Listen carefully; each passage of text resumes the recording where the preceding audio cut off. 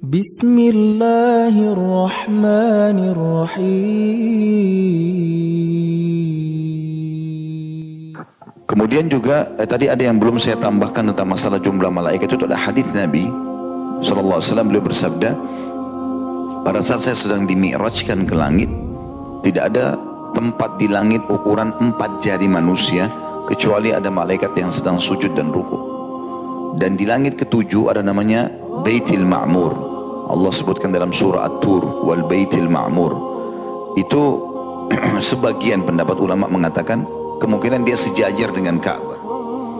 Intinya ada di langit sana, kata Nabi SAW dalam hadis Bukhari, setiap hari ada 70.000 malaikat yang tawaf, 70.000, dan tidak akan pernah kembali lagi. Maksudnya sudah selesai Allah binasakan, Allah ganti dengan malaikat-malaikat yang baru. Kalau setiap hari 70.000 kali dari awal diciptakan langit dan bumi, berapa banyak jumlah mereka. Makanya Nabi SAW juga ingatkan, malulah kalian dengan makhluk Allah, maksudnya malaikat, yang tidak berpisah dengan kalian kecuali kalian lagi melakukan hubungan biologis atau kalian lagi di WC. Mereka terus ada gitu. Dan Nabi SAW memberikan contoh tentang bagaimana sih malaikat itu kehadirannya dan apakah dia bisa melihat kita. Maka Nabi berikan gambaran itu pada saat menyebutkan keutamanya Utsman bin Affan radhiyallahu anhu. Nabi SAW pernah lagi duduk di dalam sebuah kebun sambil ngerendam kaki beliau karena lagi musim panas. Biasanya untuk mendinginkan badan, Nabi rendam kakinya di air dingin gitu ya. Ya terbalik mungkin kalau di musim dingin pakainya air panas gitu. Pada saat itu musim panas, Nabi SAW masuk di kebun kemudian merendam sambil menggulung baju beliau sampai di atas lutut. Ada penjaga pintu namanya Abu Musa al-Asy'ari radhiyallahu anhu, penjaga pintu gerbang. Abu Bakar datang lalu pamit, sampaikan ke Rasulullah SAW, saya ingin masuk, bisa nggak duduk ngobrol sama beliau? Abu Musa bilang, tunggu sebentar. Masuklah. Abu Musa mengatakan, ya Rasulullah, Abu Bakar datang, izin mau duduk bersama anda. Kata Nabi SAW, izinkan dia masuk dan jaminkan bagi dia surga. Artinya dia bisa, nanti ini Abu Bakar ini dapat jaminan masuk surga tanpa hisab. Abu Bakar pun masuk duduk di sebelah kanan Nabi SAW, ngikutin apa yang Nabi buat. Jadi gamisnya itu digulung sampai ke lutut, batas aurat laki-laki itu. Lalu kemudian tidak lama setelah itu datang Umar bin Khattab, pamit juga kepada Abu Musa, sampaikan ke Rasulullah SAW, saya ingin masuk. Lalu Abu Musa pamit, Nabi SAW mengatakan izinkan dia masuk, sampaikan dia juga akan masuk surga dan dia termasuk orang yang mati syahid. Memang di akhir hidupnya Umar terbukti perkataan Nabi SAW dibunuh oleh Abu Lu'lu' Majusi, ya, orang Majusi penyembah api yang masuk ke Madinah lalu membunuh Umar bin Khattab radhiyallahu anhu. Yang jelas Umar masuk duduk di sebelah kiri Nabi SAW, kemudian juga mengikuti Abu Bakar sama Nabi, mengikuti Nabi sama Abu Bakar dengan cara menggulung bajunya sampai ke lutut, rendamin juga kakinya di air itu. Yang selanjutnya ini saksi bahasan kita, Utsman bin Affan datang lalu pamit juga. Abu Musa al-Asy'ari langsung menyampaikan kepada Nabi SAW. Uniknya Nabi nggak langsung sebutin kepada Abu Musa ya keutamaan Utsman, tapi menutup dulu lutut beliau, menurunkan gamisnya gitu kan. Lalu kemudian beliau mengatakan izinkan dia masuk dan sampaikan dia termasuk ahli surga dan akan diuji oleh Allah di akhir hidupnya. Karena Utsman bin Affan dibunuh gitu kan. Maka masuklah Utsman bin Affan, tapi sementara proses Utsman bin Affan mau masuk, Abu Bakar sama Umar sempat tanya, ya Rasulullah, tadi waktu kami masuk Anda tetap buka lutut Anda, kenapa sekarang Utsman masuk Anda tutup? Kata Nabi SAW kalimat yang mulia, ala istahi min rajulin istaha minhul malaika. Tidakkah aku malu dengan laki-laki yang malaikat aja malu dengan dia? Nah, dikatakan sebabnya Nabi sebutkan ini karena Utsman bin Affan ini tidak pernah jalan walaupun sendirian itu telanjang. Walaupun di tempat tertutup pun hanya dia sendiri, dia selalu tutup badannya. Karena dia tahu walaupun tidak ada orang, ada malaikat yang bersama dia. Kecuali memang orang lagi mandi segala macam, itu berbeda. Daripada orang kan mungkin dia pikir rumahnya kosong, dia jalan sana sini dengan tidak berbusana misalnya. Siapa tahu? Padahal sebenarnya banyak makhluk Allah di situ, ada malaikat. Ini contoh saja.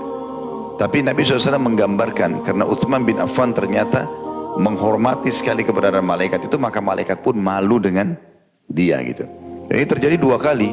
Nabi SAW juga pernah lagi santai di rumahnya, di rumah Aisyah radhiyallahu anha, dengan cara meletakkan siku kanannya di tanah, kemudian melonjorkan kaki beliau bersantai, namanya ittika.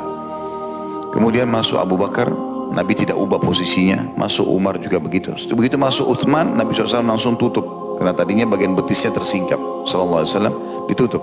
Lalu mereka tanya, kenapa ya Rasulullah?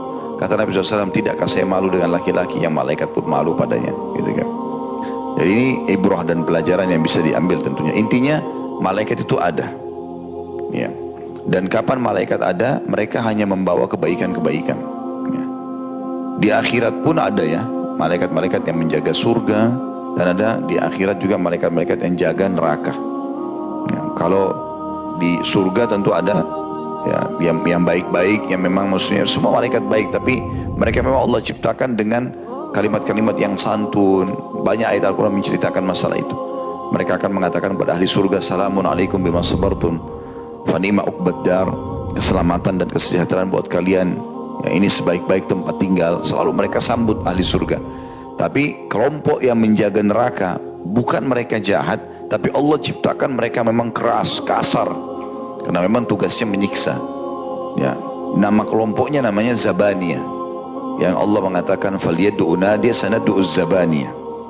Orang-orang yang menyembah-nyembah selain Allah itu silakan panggil seruannya semua nanti di neraka.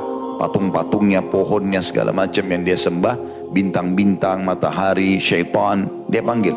Maka kami akan panggil Zabaniyah. Zabaniyah, kata Nabi SAW, malaikat Zabaniyah itu kalau orang menunggangi kuda kecepatan tinggi selama 60 tahun, riwayat lain 100 tahun, belum bisa melewati dari awal pundaknya ke lehernya. Jadi saking besarnya. Kita kalau naik kuda kecepatan tinggi 100 tahun, dari sini ke sininya saja itu belum bisa melewatinya. Bagaimana dengan seterusnya? Maka mereka makhluk Allah yang sangat besar. Dan Allah sebutkan dalam surat Tahrim, surah nomor 66 ayat 6 sifat mereka. Ya ayyuhalladzina amanu qu anfusakum wa ahlikum nara waquduha an-nas wal hijara 'alaiha malaikatun giladun shidadun la ya'sunallaha ma amarum wa yaf'aluna ma yu'marun. Hai orang beriman, selamatkan dirimu dan keluargamu dari api neraka. Segera ibadah, kalau buat dosa segera taubat. Yang bahan bakarnya dari manusia dan batu, yang dijaga oleh malaikat-malaikat yang kasar dan keras. Ini sifat mereka. Jadi bukan mereka jahat, tapi memang Allah ciptakan begitu karena memang tempatnya tempat hukuman, gitu kan. Mereka tidak pernah bermaksiat terhadap apa yang Allah perintahkan, dan mereka selalu mengerjakan apa yang Allah titahkan. Kurang lebih seperti itu. Jadi ini rukun iman kita yang kedua yang wajib kita imani keberadaannya. Salah satu buktinya adalah hadits ini juga. Makanya Nabi SAW mengatakan 3 orang atau 3 golongan yang tidak akan didekati oleh malaikat. Malaikat tidak akan memberikan kepada mereka apa yang mereka bawa. Dan tadi Ibnu Hajar rahimahullah sudah meniti beratkan, ini khusus, perhatikan kalimat situ ya, yang dimaksud, ada Al-Hafidh berkata, kalau yang pegang bukunya, yang dimaksud dengan malaikat di sini adalah yang turun membawa rahmat dan berkah. Jadi bukan umumnya malaikat. Dan di sini dikatakan bukan malaikat apa? Situ yang dibaca tulisannya hafadhah. Lihat nggak? Nggak semuanya bawa buku ya? Harus beli bukunya ini. Cuma harga makan siangnya Bapak Ibu ini, supaya betul-betul fokus gitu. Jadi dikatakan situ bukan malaikat hafadhah. Hafadhah tadi yang saya bilang, malaikat yang menjaga kita di sisi kanan tubuh kita. Jadi di sini Hafidh Ibnu Hajar menjelaskan, beliau termasuk orang peneliti hadis yang sangat kritis. Beliau mengatakan yang dimaksud dengan malaikat ini tidak akan dekat dengan seseorang. 3 golongan ini adalah malaikat pembawa rahmat. Khusus setiap hari itu ada yang datang yang membawa kepada kita kebutuhan-kebutuhan kita, sehingga kita punya ide untuk makan ini, ide untuk minum ini, dan segala macam. Nah ini, atau mengenakan pakaian ini misalnya, ini namanya malaikat-malaikat rahmah, ya. Dan bukan malaikat hafadhah, malaikat yang mendampingi, karena alasannya mereka, malaikat hafadhah itu selalu bersamanya dalam kondisi apapun. Kalau malaikat hafadhah yang sebelah kanan kita, mau kita dalam keadaan bermaksiat atau kita sedang taat, dia selalu ada. Makanya orang bermaksiat pun dia, malaikat ini sering nakut-nakutin. Nanti kalau kau ketahuan, nanti kalau kau begini, nanti kalau kau ini, malaikat ini yang buat dia supaya dia kapok, dia nggak mau gitu. Malaikat ini, malaikat hafadhah yang selalu mengingatkan itu. Jadi dalam kondisi dia bermaksiat atau dia sedang beribadah, tetap aja ada. Jadi yang dimaksud sini 3 golongan yang tidak didekati malaikat, khusus malaikat pembawa rahmah. Sementara malaikat pencatat amal baik, amal buruk, penjaga, hafazah tetap selalu ada bersama dia dalam segala keadaannya. Jadi termasuk orang kafir ini sebenarnya akan tetap ada malaikat yang mendampinginya ya. Itu yang pertama yang kita bisa ambil dari hadis ini tentang potongan kalimat salasatun la taqrabuhumul malaika. 3 golongan yang tidak akan didekati oleh malaikat. Baik. Kemudian kita masuk lagi ke penjelasan yang kedua. Manfaat yang kita ambil kedua adalah dikatakan oleh Ibnu Hajar, ini berlaku bagi orang yang menunda mandi junub tanpa alasan atau adanya alasan sehingga seharusnya dia berwudu tetapi dia tidak berwudu. Maksudnya, kalau Bapak Ibu sudah sampai padanya informasi ini, kayak sekarang kan kita pelajari nih, dianjurkan kalau habis berhubungan biologis, kalau mau mandi langsung lebih baik. Tapi kalau dia mau tunda, minimal dia berwudu. Kalau sudah tahu hukumnya, baru dia sengaja tidak mau melakukannya, disitulah saatnya nanti malaikat tidak mendekat dia. Ya. Itu yang dimaksud di sini. Jadi, orang yang meninggalkan tanpa udzur. Tapi kalau misal orang lupa, dia habis biologis, dia ngantuk, dia tidur, dia lupa. Dia tidak sengaja, atau tidak ada air memang. Gitu kan? Itu pun kalau tidak ada air, misalnya lagi kering, dia boleh tayamum ya. Jadi yang punya udzur-udzur seperti ini gak masalah. Tapi kalau orang tidak ada udzur, dia habis biologis, dia masih duduk sama pasangannya, masih ngobrol, dia bisa kamar mandi, apalagi kamar mandi dalam kamar, gak mau wudu. Nah ini yang kena nanti, malaikat menjauh dari dia gitu kan?